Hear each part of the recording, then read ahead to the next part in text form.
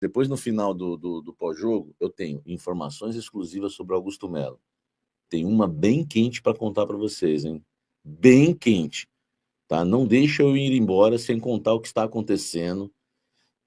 Isso vai ser extremamente decisivo e vai acontecer na segunda-feira. Na segunda-feira. Depois vocês falam para mim se é exclusivo ou não. Na segunda-feira. Tudo bem que alguém vai pegar aqui e agora já escrever lá no Twitter, correndo, né? Os representantes, não sei se vão ser 2 ou 1 ou 3, mas me falaram 2. Claro que isso pode mudar, mas isso nem importa. Os representantes de torcidas organizadas vão ter uma conversa pessoalmente com Augusto Melo na segunda-feira, antes da reunião para a votação do impeachment do presidente Augusto Melo. O teor da conversa vai ser tchau, tchau, tchau e benção. O teor da conversa vai ser renuncie. Acabou. Tá? Acabou. Solta a vinheta, né? Então vai ter essa reunião com os representantes de organizadas, com Augusto Melo, e que o tom da conversa vai ser esse: renuncie agora. Então, gente, né, é que eu não sabia, porque assim, solta que é exclusivo, isso é exclusivo, solta a vinheta, porque como eu não acompanho no Twitter, né, os jornalistas que ficam lá, os influenciadores ficam lá todo dia, lá fazendo a mediazinha com o torcedor, alguns, né, outros informando. E aí é o seguinte, tem mais ainda na informação. Se o Augusto, mesmo assim, não sair, aí eles vão voltar com a massa. A informação está dada. Repito, representantes de organizadas vão conversar com Augusto Melo pessoalmente na segunda-feira, antes da reunião do Conselho Deliberativo, exigindo a saída do presidente Augusto Melo. Se ele não sair, mais tarde eles voltam com a massa, exigindo, na verdade, a saída do Augusto Melo. Acabou pro Augusto Melo. E vamos falar a verdade. Ele sai no voto no Conselho Deliberativo na segunda-feira, isso você já sabe, tá? Quer mais informação exclusiva? Quer mais? Eu tenho mais. Eu acho que essa é exclusiva também. Um conselheiro do Corinthians, ligado ao Augusto, tentou cancelar, né, a reunião na Justiça da próxima segunda-feira e o pedido foi deferido, né? Foi negado. Todo mundo sabe disso. Isso não é exclusivo. O que é exclusivo? Que está sendo tentado, só não posso falar quem, tá? Mas para vocês não importa também, vem de pessoas ligadas ao Augusto, ainda estão tentando cancelar a reunião de segunda-feira, tá? Acho muito difícil acontecer, mas não se assuste se pintar uma liminar no fim da tarde, início da noite, quando vai começar a reunião, tá? Enfim, proibindo, anulando, cancelando, adiando, né? Sei lá o que vai ser a decisão de uma juíza, por exemplo, tá? Indeferido, tá? Indeferido, isso. Então, essa outra, a exclusiva também é essa, tá? O Felipe Brits, solta a vinheta. Cheguei cheio de exclusivo, hein, para um pós-jogo, né? Segura essa, meu irmão. Então, gente, eles estão tentando, tá? Repito, minha opinião. Informação é informação. Opinião é opinião. Só se for do Alexandre Moraes para liminar, meu irmão, eles estão tentando com o ministro, com tudo, tá? Então, informações exclusivas. Reunião das organizadas, pressão forte, turma do Augusto ainda tentando eliminar, e tinha mais uma, deixa eu ver se eu anotei aqui, eram 3 informações. A outra eu deixo para amanhã, para vocês, preciso dar uma confirmada ainda, tá? Mas é uma que preocupa, essa terceira. Bora, rapaziada, bora falar desse empate que, ok, é um ponto fora de casa, mas o que mais me agradou nessa partida em relação ao Corinthians foi o desempenho do time, especialmente no primeiro tempo. No segundo tempo você troca garrafas ali, claro, né? Um adversário que está jogando em casa, que é qualificado, que tem bons jogadores, mas que no máximo chegou no segundo tempo em bolas paradas, né? Tanto do Hulk quanto do Gustavo Scarpa, e teve ainda na figura do Hugo Souza a defesa, não digo da partida, talvez até do campeonato, porque o Rony fica, cara, não é nem uma cobrança de pênalti, ela é muito menor, ela é mais a queima-roupa do que uma cobrança de pênalti. O Rony fica simplesmente na frente do Hugo Souza, chuta no canto e o Hugo busca aquela bola pelo rabo, como a gente chama, né? A bola meio que... e ele não dá rebote. Que defesa absurda, inacreditável a que o Hugo Souza faz nesse jogo. Então, assim, o Timão teve um desempenho melhor do que vinha tendo, mesmo sem os seus titulares. Eu já vou destrinchar de que maneira isso aconteceu, mas se a gente for analisar os melhores momentos do jogo, o Galo teve algumas chances claras, e a maioria delas oferecidas pelo próprio Corinthians, né? O Matheus Bidu dá uma pichotada uma hora, que ele vai recuar pro Hugo, o Hugo tá na frente dele, e ele dá uma cabeçada assim, a queima-roupa no Hugo, que a bola bate, estoura, sobra pro Hulk, e o Hulk solta aquele petardo de perna esquerda que é muito difícil pegar. Se ele acerta o alvo ali era gol, e incrivelmente ele não acertou. Depois teve um outro lance, teve uma cabeçada que o Rony também tá junto do Tchoca, né? Mas tem um outro lance, acho que tem um outro lance mais claro do Galo, que agora eu tô esquecendo. Ou seja, o Galo teve as suas chances também. Mas até os 30 minutos do primeiro tempo foi um domínio absoluto do Corinthians, o que me surpreendeu, porque quando eu olhei a escalação, falei, caramba, o Dorival pensou realmente no Huracan pela Sul-Americana, ou, enfim, contou com o desgaste, né, de alguns atletas. A gente tem falado e batido nessa tecla da sequência de jogos, um calendário bizarro, né, absurdo, com jogos de 3 em 3 dias, e ninguém tá aguentando mais, gente. Se você olhar, todos os times estão sofrendo com lesões musculares, com falta de ritmo, com jogadores que acabam sentindo uma coisa ou outra, com um jogo de um nível técnico muito abaixo. Então, o que a gente está vivendo agora pré-mundial de clubes é um colapso, dá para dizer assim, no nosso futebol brasileiro. E o Dorival, ele não está com o menor constrangimento para preservar, para revezar. E como eu disse, isso tem coisas boas? Tem. Ele vai descobrindo outros jogadores, ele vai alternando posições, ele vai variando o repertório, você vai entendendo mais aonde ele quer chegar.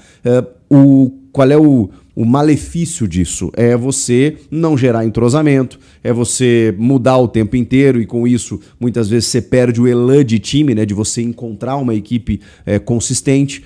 Mas nesse caso, algumas mexidas dele acabaram sendo interessantes. Ele não tinha o Rodrigo Garro e o Memphis Depay, que era uma informação que a gente tinha de que eles seriam relacionados para o jogo.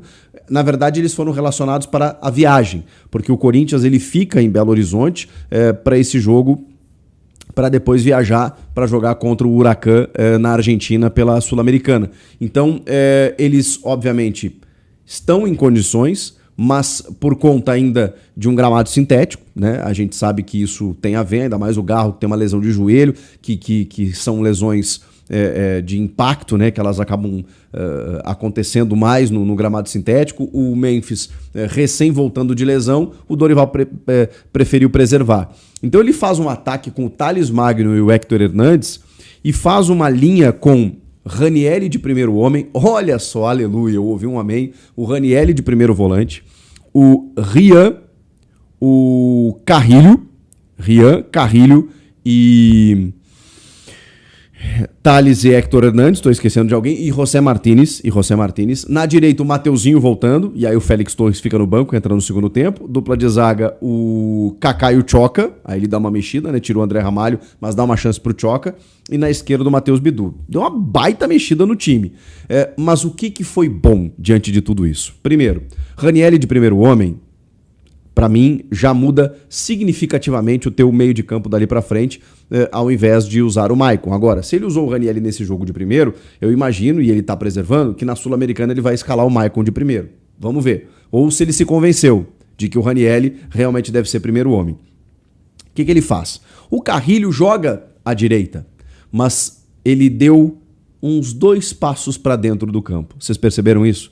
O Carrilho, no segundo tempo, ele até foi mais ponta do que meia. No primeiro tempo, ele foi meia. E aí, Dorival? Poxa, Dorival. Tá muito claro, né, Dorival? O Carrilho foi... Salve, nação corintiana, tudo jóia? Gente, olha eu aqui de novo, Mineirinho na voz, trazendo para vocês mais um cortezinho do vídeo jornalista esportivo Samir Carvalho e também de Chico Garcia, repercutindo o empate do Corinthians na Arena MRV contra o Atlético Mineiro. Então, a partir desse momento, a gente vai reagir a todas essas informações, iniciando o vídeo falando aí da superioridade, né, do Corinthians contra o Galo na Arena MRV, mas o Timão conseguiu apenas um empate em Minas. O Corinthians foi um time que acabou aí propondo jogo, mas não conseguiu converter essa superioridade em gols. Infelizmente, Thales Magno, após renovar o contrato, não consegue mais jogar com a camisa do Corinthians. Acabou perdendo um gol cara a cara. E o Hector Hernandes, esse cara tá tendo oportunidade e não tá aproveitando. Hector Hernandes não tá jogando nada. Não tá jogando nada, né? Lianco, do Atlético Mineiro, era para ter sido expulso. O time do Atlético desceu o sarrafo, né? Uma arbitragem fraquíssima, péssima arbitragem. O técnico Dorival Júnior preferiu poupar o elenco mais uma vez. E se eu fosse Dorival, eu teria poupado terça-feira que vem contra o Huracan e não ontem contra o Atlético Mineiro. Se o Corinthians tivesse ganhado ontem, chegado aí a 16 pontos, estaria melhor na classificação, né? Mas o Dorival tá de olho na Sul-Americana. Por quê? Ele poupou para fazer um time forte terça-feira contra o Huracan. Só a vitória interessa o Corinthians, né? E ontem, Hugo Souza acabou fazendo uma defesa espetacular do Rony, senão o Corinthians poderia ter saído com a derrota, mas acho que esse jogo não deveria ter ficado em 0-0. Deveria ter ficado aí num placar favorável ao Corinthians, por exemplo, 2-1, 3-2, 1-0 Corinthians. O Corinthians foi melhor que o Atlético Mineiro.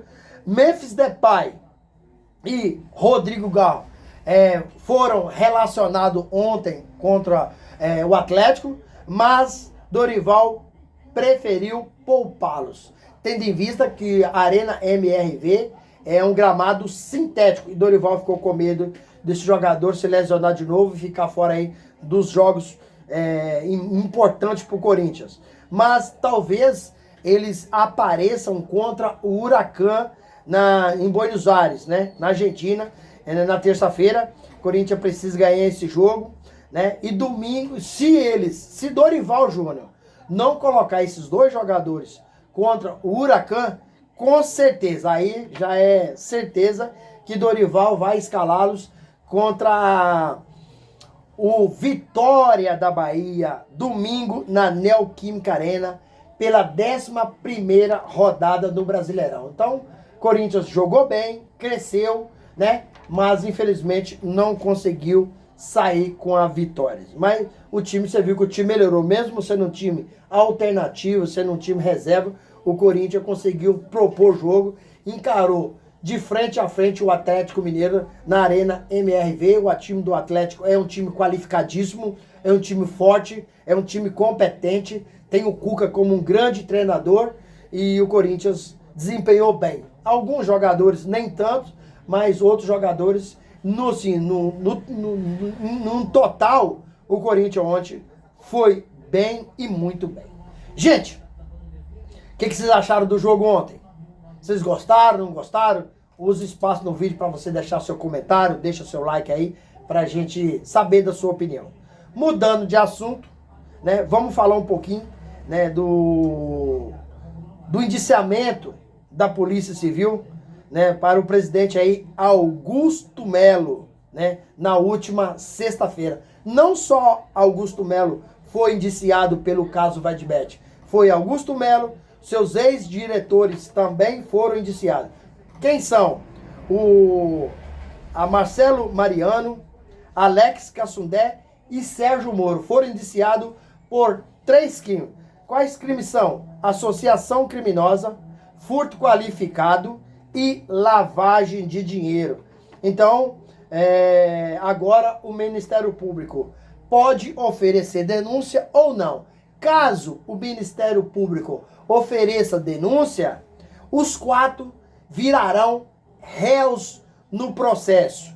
Então, Augusto Melo, diante do indiciamento, ele marcou uma reunião na sexta-feira à tarde, no CT Joaquim Grava, mas depois mudou porque os jogadores não aceitaram e Augusto Melo já perdeu o apoio das organizadas, perdeu o apoio dos youtubers. Então, se ele fizesse no CT, onde o jogador se prepara, treinam para enfrentar os adversários, ele ia perder o apoio dos atletas também. Então, por isso, a reunião foi mudada para a Neoquímica Arena e lá Augusto Melo se defendeu dos crimes mencionados no indiciamento, dizendo que ele está com a consciência limpa, o seu CPF é limpo e ele é parte interessada na investigação pela Polícia Civil, porque ele também quer saber quem fez algo de errado, né?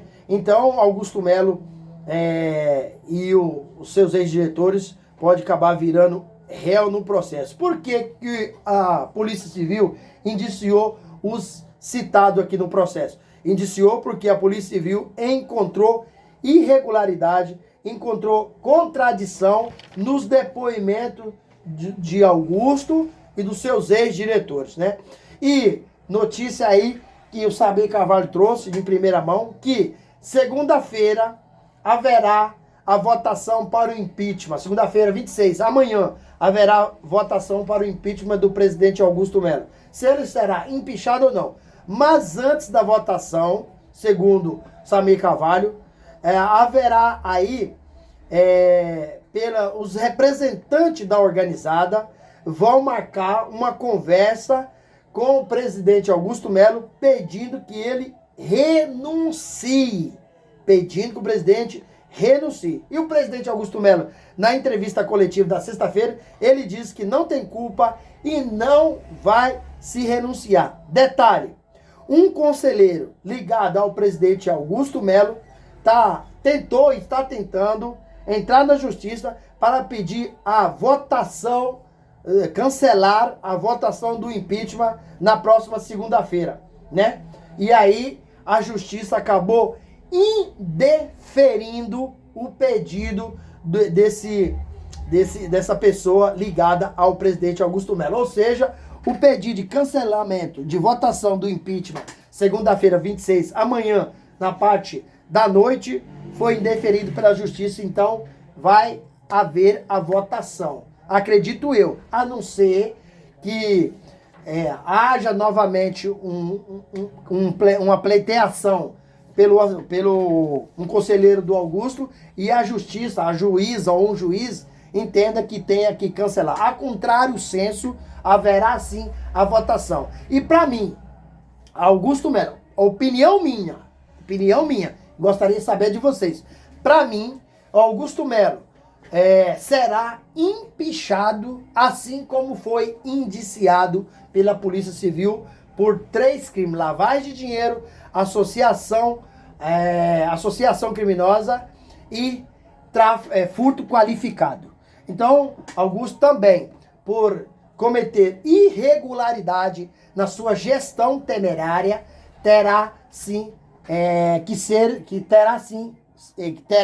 será empichado. Por quê? Porque os sócios alegam, né, o CORE, né, alega que Augusto Melo cometeu diversas irregularidades. Aumento na dívida do Corinthians em 829 milhões, é um. Mateuzinho treinou no Corinthians e assinado o contrato. 2. Certo? Duas coisas que eu já falei. Rodrigão chegou ao Corinthians, né? Ficou um tempo sem ser inscrito. Então, uma série de irregularidades, poderia falar várias aqui. Até porque o Corinthians hoje tem um elenco fraquíssimo tecnicamente e uma folha salarial, uma das maiores da América Latina. Se não for a maior, fica em terceiro lugar, quarto lugar, como uma das maiores, cerca aí aproximadamente 25 milhões de reais por mês.